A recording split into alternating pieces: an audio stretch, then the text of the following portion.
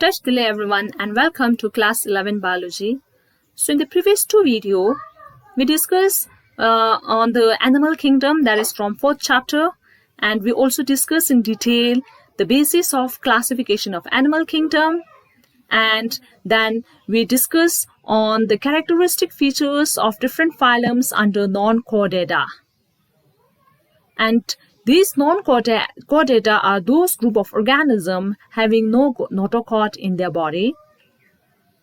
So in today's lesson, we shall discuss the remaining of the animal kingdom. Okay, so let's start with the first one, that is hemichordata. This hemichordata was earlier included under chordata, but later on they are removed from chordata phylum and they are placed as under a separate phylum called as hemichordata. Hemichordata means half chordates. As you can see in this picture, you find various organisms belonging to phylum Hemichordata. And if you look here, they look like a worm. They are worm-like and they are exclusively marine. The body is bilaterally symmetrical, triploplastic, having 3 germinal layers, that is ectoderm, endoderm, and mesoderm. They are coelomate, having a body cavity, and they have organ system level of organization. The body is cylindrical and they are divisible into 3 regions, that is proboscis, collar, and trunk. And this organism undergo respiration through gills, and they have a rudimentary structure called as stomochord, which is similar to that of notochord, and it is present in the collar region. The circulatory system in them is open type, that is, the blood come in direct contact with the tissues. Excretory system or excretory organ is present in this proboscis, and the sexes are separate, that is, there are a separate male and female, and fertilization is external, and development is indirect, having a larval stage, and the larval stage of these hemichordates resembles that of the larva in Echinodermata. So this is the last phylum under non-chordata. So now let us look at other phylum, that is chordata. These chordata are the organism having notochord in their body, and they have 4 basic structures which is present in all the organisms belonging to this chordata. And these 4 important features are the presence of notochord. So notochord are present towards the dorsal side of the body, and then there is a dorsal hollow nerve cord here and pharyngeal gill slit for respiration. They also have post-anal tail. This notochord, okay, are those having backbone. Okay, so these are some examples here, and their body is bilaterally symmetrical, triploplastic, coelomate, organ system level of organization, having a closed circulatory system. So here the blood flows in the blood vessels and they do not come out of the blood vessel. The blood do not come in contact with the tissues, and they have a post-anal tail. Now talking about the phylum, classification of phylum chordata. Phylum chordata are classified into 3 subphylums, that is Urochordata, Cephalochordata, and Vertebrata. Urochordata and Cephalochordata are also placed under protochordates. Okay, now let us talk about phylum Urochordata. These Urochordata organisms are exclusively marine, and the notochord is present only in larval tail. So the example is Ascidia. This is in the adult Ascidia. In the adult Ascidia, notochord is absent, but in the case of its larval stage here, you can see in this larval stage, they have a notochord in the tail region. But when they become mature, okay, they undergo metamorphosis. The larval stage undergo metamorphosis to form an adult stage. So during the process of metamorphosis, this notochord disappears and the adult do not have notochord.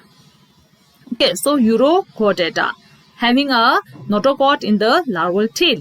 So only during a particular stage, that is in the larval stage of their life cycle, notochord is present. In adult, notochord is absent. Okay, and then they have a gill slits here, and also there is a hollow nerve. Okay, the dorsal hollow nerve cord, it is present Okay. Now, next subphylum under Chordata is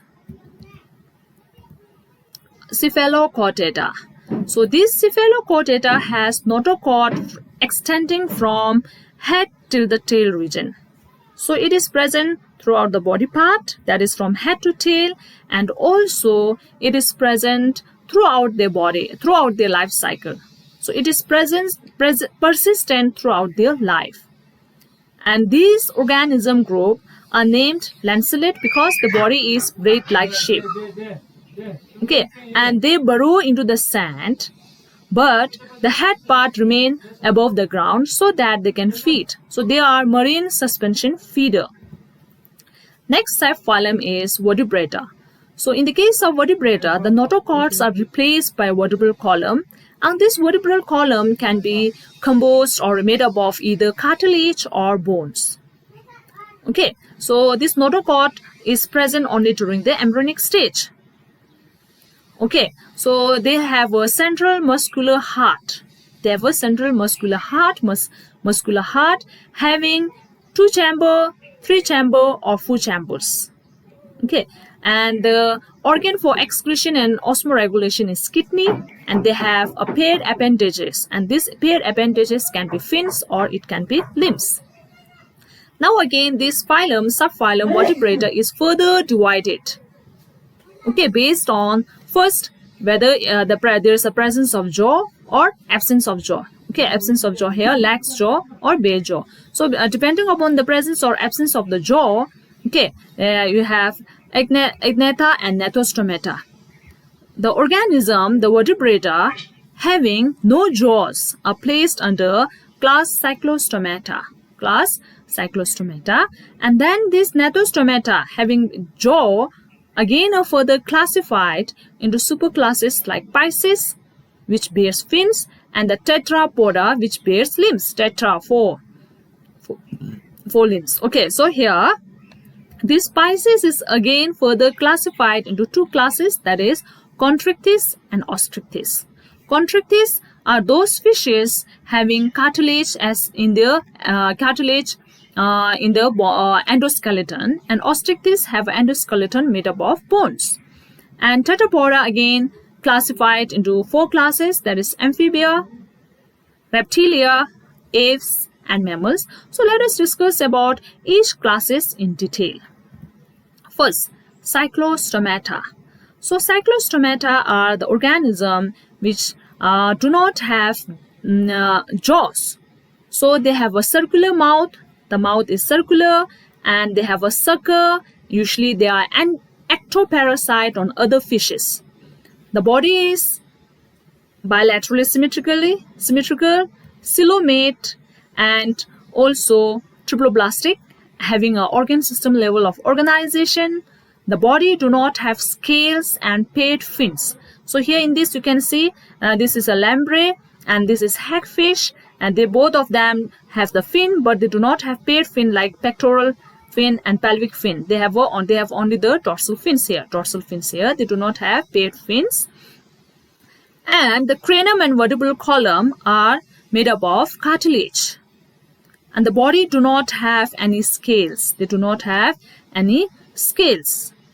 And here for the respiration they have a gills. And these gills number may range from 6 to 15 pairs in the class Cyclostomata.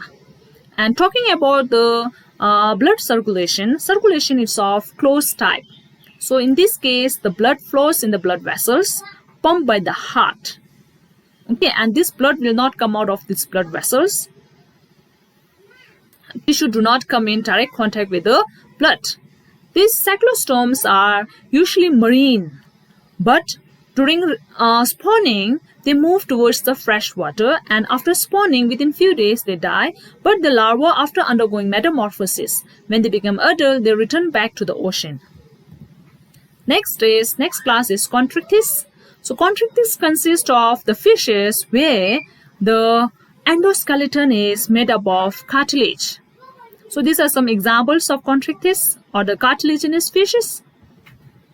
They are usually marine and body is streamlined so that they can swim easily in the water. mouth is located ventrally. Here you have to take note of this. The mouth is towards the lower side of the body. It is ventral. Notochord is persistent throughout the life, and gill slit are separate. You can find the gill slit so that they can undergo respiration. Now here the gill slit is not covered, it is open here. Okay, the covering is called as operculum, which is lacking in cartilaginous fish. And the skin are tough, and they contain so many scales called as placoid scales. And they have a teeth which is again very strong. The jaw is strong, the teeth are strong, and these teeth are nothing but, these are said to be the modified placoid scales and placed backwardly. They are placed backwardly.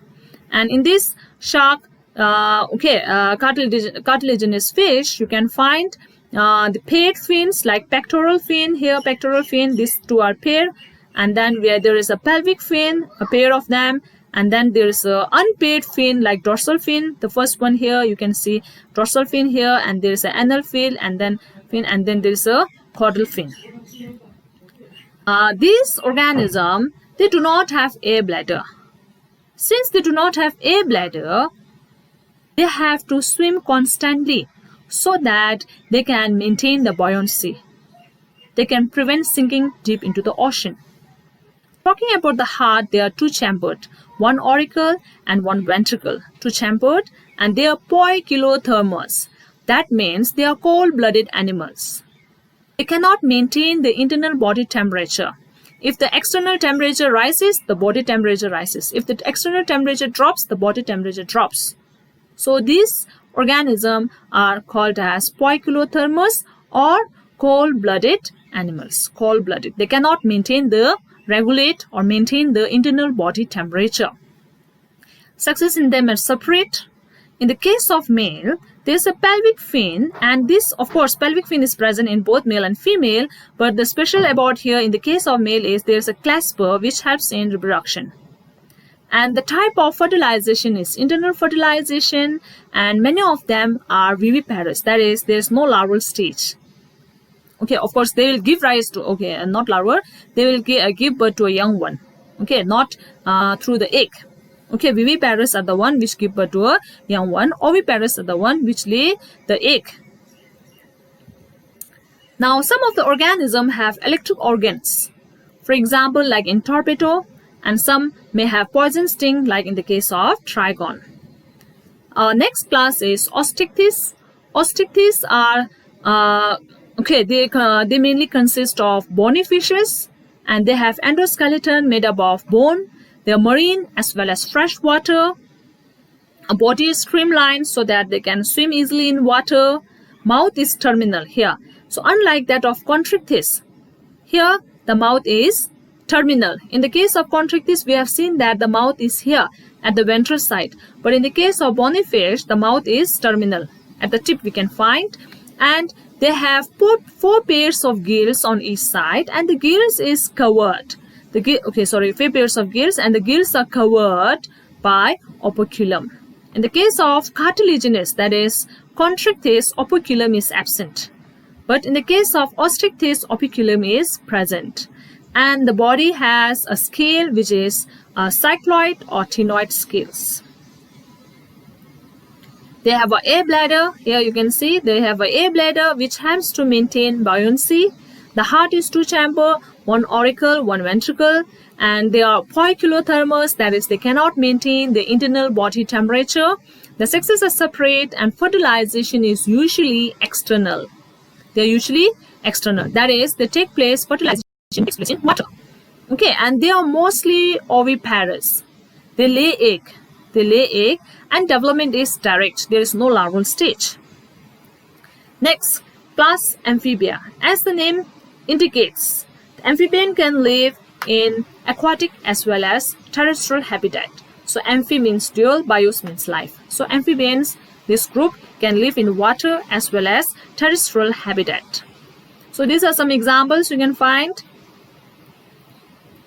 Now, talking about its characteristic features, the amphibians, the body has 2 pairs of limbs, and the body is divisible into head, head, divisible into head and trunk, and tail may be present or may not be present. Tail may be present, as in the case of salamander. You can find here they have a tail.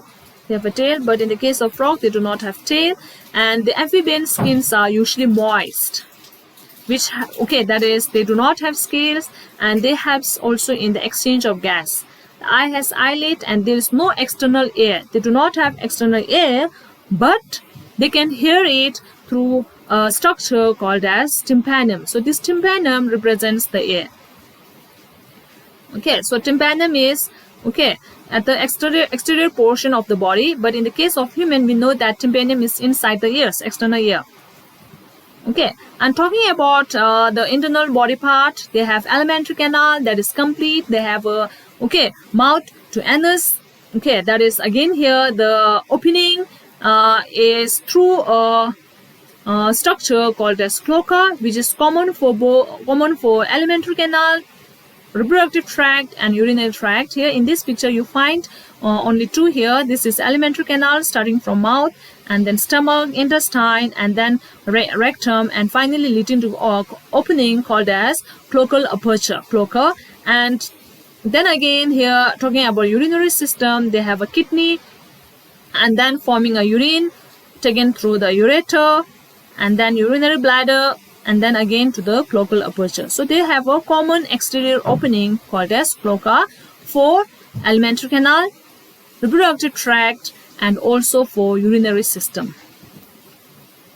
Okay, respiration in them takes place by gills or by lungs, and also through the skin.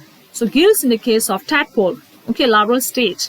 They have a gills, and in the case of adult, the exchange of gas takes place by organ, that is lungs, and sometimes also by the skin, because the skin is moist, which traps the oxygen. Talking about the heart. So in the earlier classes, they have a two-chamber heart. Now we are moving towards an organism having three-chamber heart. So they're three-chambered, two upper chamber, that is right atrium, left atrium, and then lower chamber, that is ventricle. So there are three chambers: right atrium, left atrium, and ventricle. Okay, and these organisms are also cold-blooded animals. They cannot maintain their body temperature, and the sexes are separate, and fertilization is external, and they are oviparous. They lay egg, and development is indirect, that is through larval stage. Next is reptilia. So reptilia consist of group of organisms which are creeping or crawling as a mode of locomotion. So in Latin word ripere or reptum means to creep or crawl. So here are some examples you can find. Okay, and these reptilia are terrestrial as well as aquatic, but mostly terrestrial, but some are aquatic.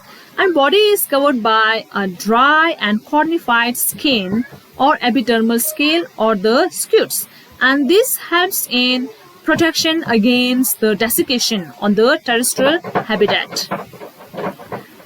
Again here they do not have external ear like us, but they have a tympanum which helps them in the hearing.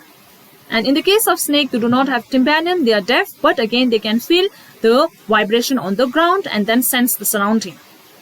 Their limb, when they are present, they are of two pairs. These reptilia, talking about the heart, again they are three-chamber heart like that of amphibians, but it is four-chamber heart in crocodiles. Actually, it is incomplete four-chamber heart.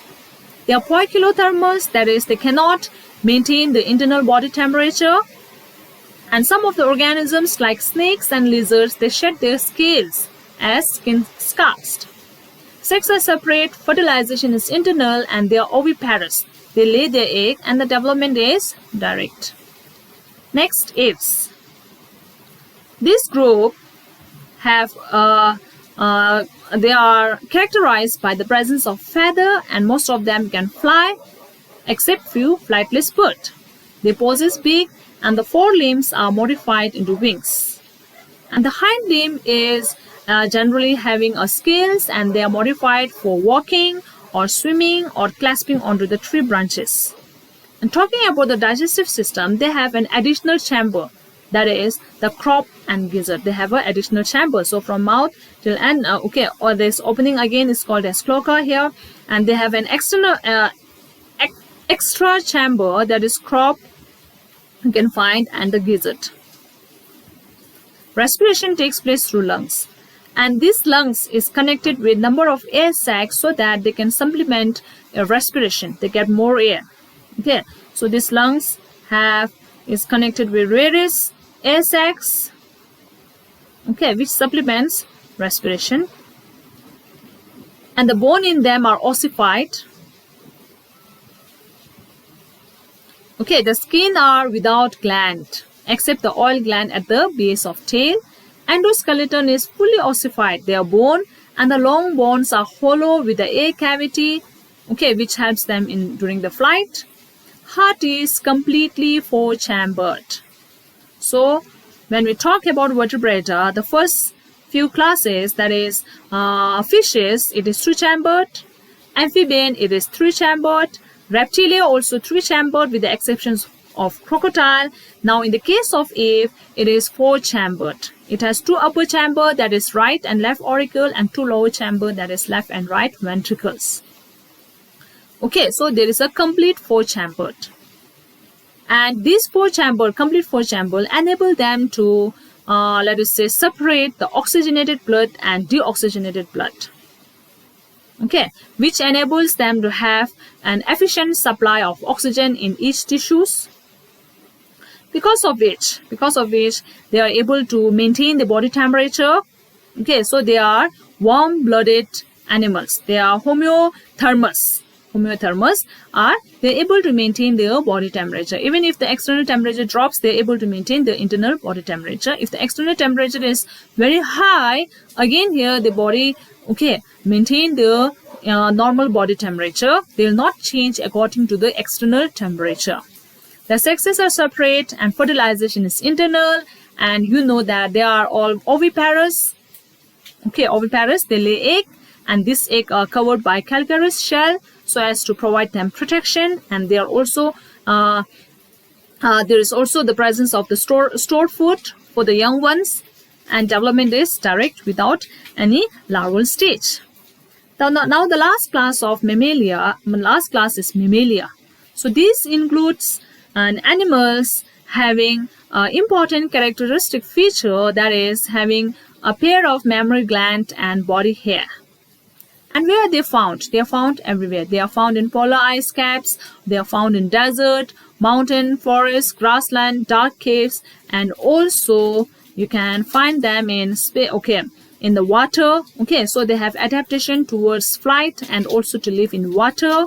And so the unique characteristic we have discussed is that of the presence of mammary gland and body hair. And there are two pairs of limbs, and limbs can be for running, climbing, burrowing, swimming, and so on. And the teeth again are of different types.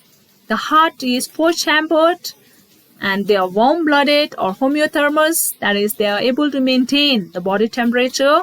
Respiration takes place by lungs.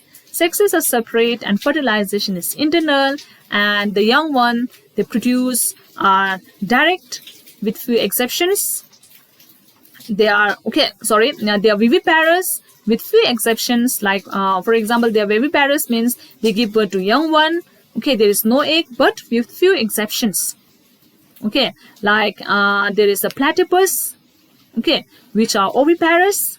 So other than this, okay, few examples with few exceptions, mammals are viviparous, and the development is direct. There is no larval stage. Okay, so till now we discussed about the whole animal kingdom, various phylum and the classes under them. So now let us recapitulate the chapter with the help of this tabular content. The first one, okay, the phylum Porifera. Porifera, okay, here you can see Porifera, Coelenterata, Ctenophora, Platyhelminthes, Esculmenthes, Annelida, Arthropoda, Mollusca, Echinodermata, Hemichordata, and Chordata. Now looking at the level of organization, Porifera has the simplest cellular level of organization, and then Coelenterata has a tissue, Ctenophora has a tissue, Platyhelminthes has organ and organ system, and then from Aschelminthis onwards, all have organ system level of organization. Now talking about the symmetry.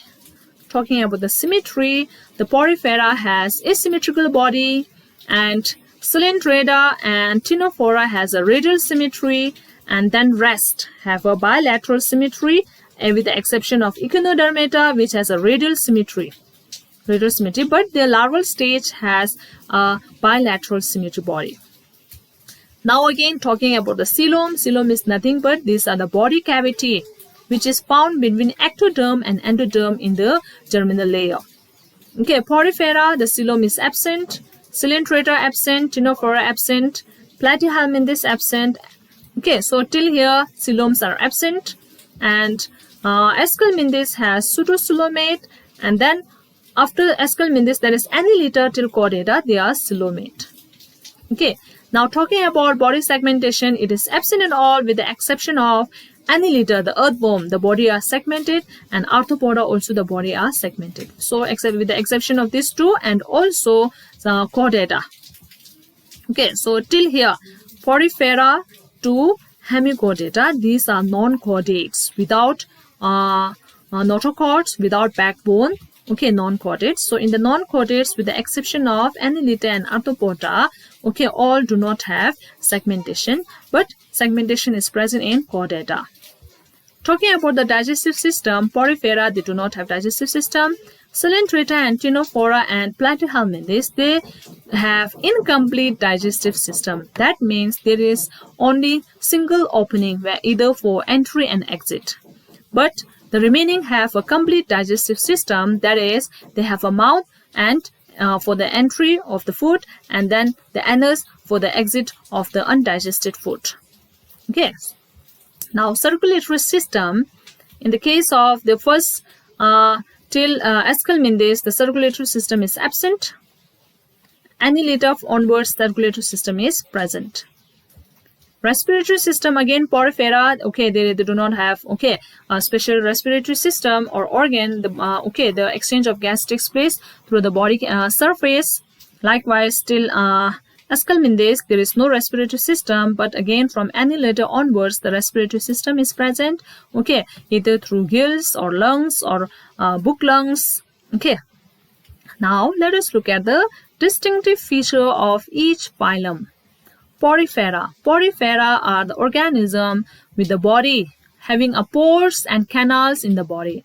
Okay, so they have a body with the pores. Body has pores called as ostia, and they have a canal in the wall. Okay. Next is Coelenterata, also called as Cnidaria. They have a cnidoblast present. Cnidoblast present on the tentacles, which helps them to capture the prey. And then Ctenophora. Ctenophora has a comb plate for locomotion. There are 8 rows of comb plates, and this comb plates has cilia, and this cilia bleeding helps them in the locomotion. And then Platyhelminthes, the important distinctive feature you find is the body is flat. They're also called as flatworms, and they have a suckers. And then Aschelminthis, they often have a worm shape elongated, and if you take a cross section, it is circular, so round worm. Annelida, their body are segmented like a rings. Arthropoda, the distinctive feature is they have exoskeleton, which is made up of cuticle, and then there's a jointed appendage. Mollusca, the external skeleton, the external skeleton, that is shell, is usually present. The body is soft-bodied and they have a shell. The presence of shell is an important distinctive feature in Mollusca. Echinodermata, there is a water-vascular system. The water-vascular system helps them in respiration and excretion, and also in digestion. And the body is radial symmetry. That is, the body can be divided into 2 equal halves from more than one plane. So the most important example you find here is starfish. Hemichordata are worm-like. These are worm-like, having a proboscis, collar, and trunk. And the last phylum, that is, these organisms are classified, or you can say distinguished from other group of organism by having a notochord, a rod-shaped structure at the dorsal part of the body, notochord, and then dorsal hollow nerve cord. Okay, that is for nervous system, and gill slit for respiration, and then fins or limbs, okay, for locomotion. So this is the overall picture of the chapter Animal Kingdom. I hope you have understood it well. Okay, so that's all for today, and this is the end of the chapter.